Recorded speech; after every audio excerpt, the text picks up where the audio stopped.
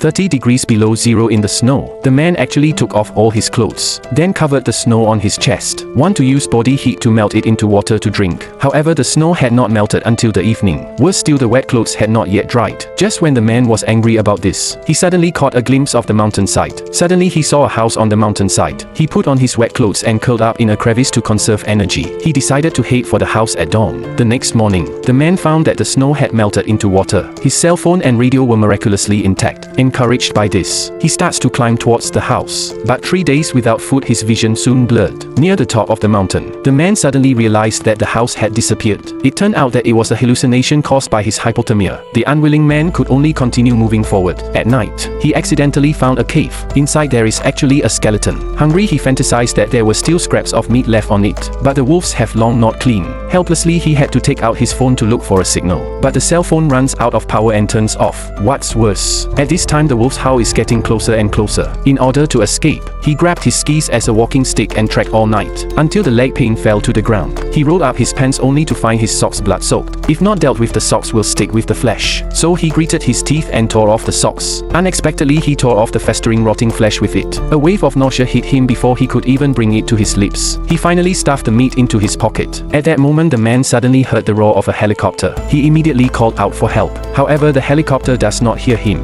Eventually, the man collapses exhausted. At this moment, a hallucination hit him. The man suddenly remembered his mother's figure. In order to see his mother again, he suddenly stuffed the carrion into his mouth and forced it down. Looking at the steep slope ahead, he decided to fight to the death. With strong willpower, finally reached the top. He excitedly took out his cell phone, but still no signal. The man desperately turned on the recorder for his last words. At this time, the radio suddenly captured the signal. A few moments later, a helicopter came through the sky.